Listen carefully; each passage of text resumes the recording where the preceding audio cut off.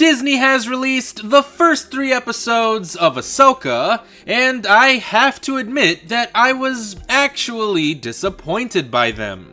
The story picks up just before the epilogue in Star Wars Rebels, where Ahsoka takes Sabine on a quest to find Ezra Bridger and Grand Admiral Thrawn.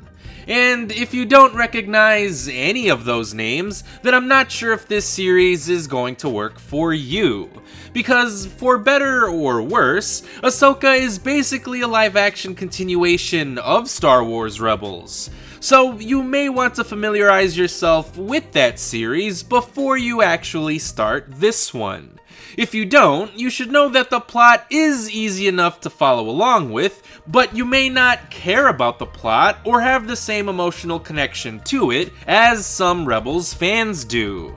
You'll be missing out on feeling the gravity of the situation that these characters find themselves in, alongside with the subtle nuances of every character interaction. But as a fan of Rebels myself, I admit that I was invested with the story being told here, even if said story was a little slow. And I'm not just referring to the pacing, but the actual plotting as well. By which I mean, it felt like the story was just getting started by the time the 3rd episode had finished. So, while I am excited to see what happens after episode 3, everything that led up to the final moments of the 3rd episode felt like long, expository, and unfortunately, boring setup. And while I was glad to see the Rebels crew again, since I do love these characters, I have to admit that their return here felt a little lackluster. Because these characters are not exactly the same from when we last saw them appear in Rebels. Miguel Fernandez from Star Wars Newsnet put it best when he said that the Ahsoka series has often been described by fans and also some of the people behind it as Star Wars Rebels Season 5. Well, after watching the first few episodes, it's clear to me that this is actually Star Wars Rebels Season 6, in a world where the creators know that the 5th season never made it to air.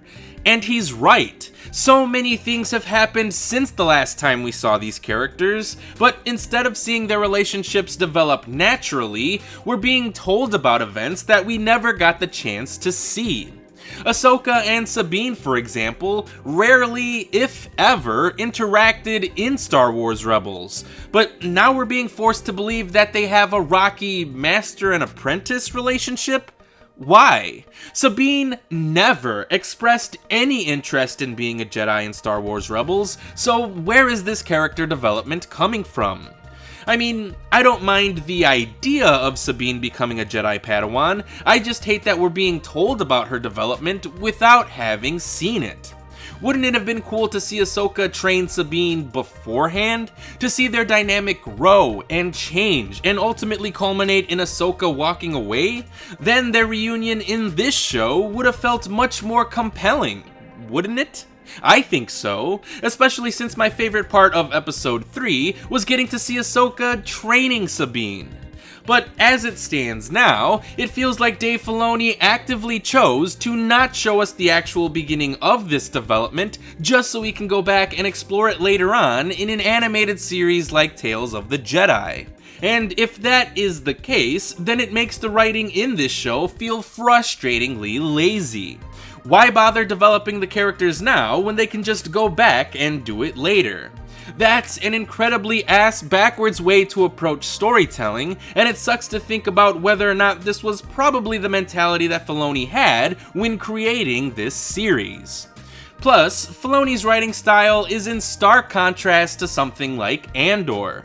That series is so grounded and mature and well written that Ahsoka feels like a simple little kid's show in comparison. And maybe Ahsoka is supposed to be aimed at children. That's perfectly fine, but it's weird that that would be the case since this is a sequel series to a sequel series. Because I was 14 when the Clone Wars came out back in 2008, but now I'm 28 years old. So I occasionally prefer to watch things that are a little more complex. Andor was perfectly able to scratch that itch for me, but I was hoping that Ahsoka would be able to as well. But so far, that hasn't been the case. Even the acting feels more natural and organic in Andor, because some of the performances here feel a bit wooden and flat, especially when compared to their lively and animated counterparts. I absolutely love Rosario Dawson, but her stiff and stoic performance just doesn't come close to Ashley Eckstein's portrayal of the character. And I get that this is supposed to be a wiser and more mature depiction of Ahsoka, but Eckstein was able to give us that version of Ahsoka in Rebels just as well, if not better. So I think Rosario Dawson could give us a better performance if she was given the proper direction. Because she is an incredibly talented performer, and so is the rest of the cast. But the only real standouts, in my opinion, are David Tennant as the wonderfully delightful Hu Yang, and Ray Stevenson as the fearsome yet intellectual Baylan Skoll. But I don't blame any of the actors for their respective performances, because I think the fault ultimately lies with Dave Filoni's writing style and sense of direction. But I don't want to make it sound like I hate this show, because I don't. The production design is great, the costumes are great, the sets are great, the volume is utilized much more effectively here than it was in Mando Season 3 or Obi-Wan Kenobi, and the music is absolutely fantastic. So there is a lot to be enjoyed with these 3 episodes, I just didn't love them as much as I wanted to. But hopefully, the rest of the season will get better from here, especially since the story finally seems to have found its footing. I just hope that said story can really kick it into high gear, since we're about to enter into the midway point of the season, and it barely feels like the story is about to begin. But I guess we'll see how the next episode will play out when it gets released on Tuesday. If you'd like to hear my thoughts on more movie-related topics, be sure to follow me on TikTok, or you can subscribe to this YouTube channel where you can hear my thoughts on the latest releases. But as always, thanks for watching.